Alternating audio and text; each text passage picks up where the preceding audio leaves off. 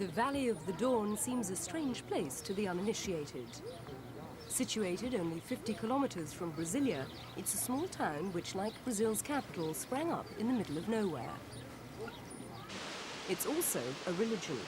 Founded in the 60s, it created its own doctrine, breaking from Brazil's prevailing Roman Catholic faith.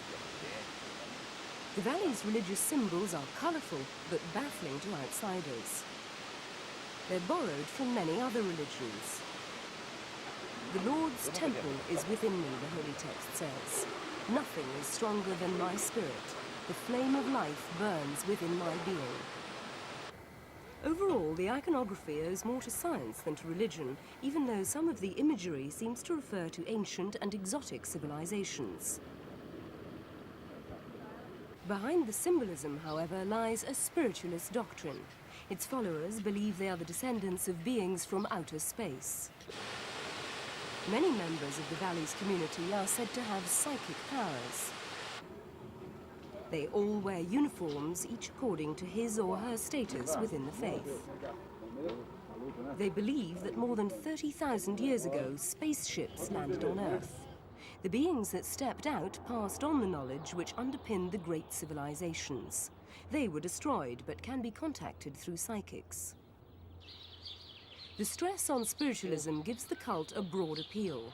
A community of about 5,000 lives around a system of artificial lakes in the Valley of the Dawn. Many of the town's inhabitants are the descendants of those who built Brasilia. While the children enjoy the simple pleasures of life, their parents work for the hotel and shops that fund the religion. Most valley residents live in rented homes, and a building program is underway to meet increasing demand for housing. The country's capital is only a 25-minute car ride away. Some residents of the Valley of the Dawn work in the city built by their ancestors. But since its construction, housing has been too expensive for all but the very rich to live in Brasilia. It was built 30 years ago on the orders of President Juscelino Kubitschek.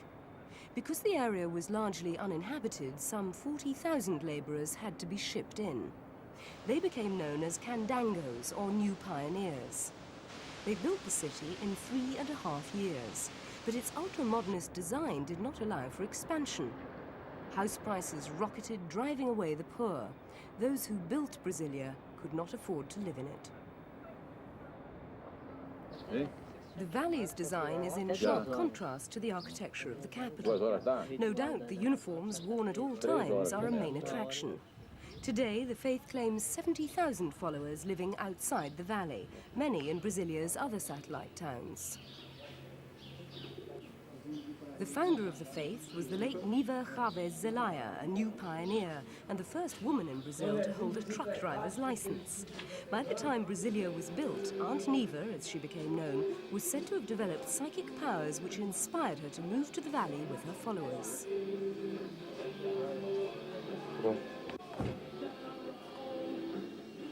Their descendants also say they've acquired psychic powers, which they claim will help the community develop into a great civilization.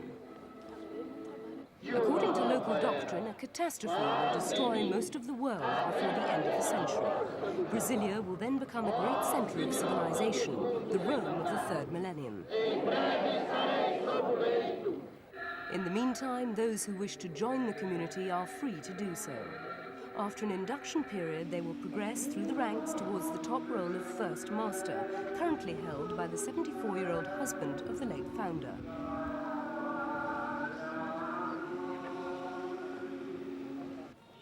Rumor has it that many of the ideas behind the religion come from his love of science fiction novels, rather than from Aunt Neva's spiritual revelations. However, the valley's faithful pray that her predictions may come true. They believe the day will come when they can return to Brasilia, the capital that rejected them. A team of seamstresses works full-time to clothe members of the community. Every day they're busy making, altering, mending and updating uniforms for all ranks in the hierarchy. To the untrained eye, some of the costumes seem to come straight out of a futuristic fairy tale.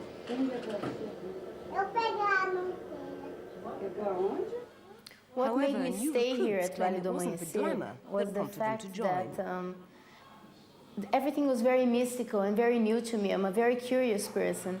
And because I'm very ascetic, in the beginning, I felt that I should discover more about it. And the contact with the people, the contact with the spirits that are here, the contact with the place itself, which sheds a lot of energy, made me stay here.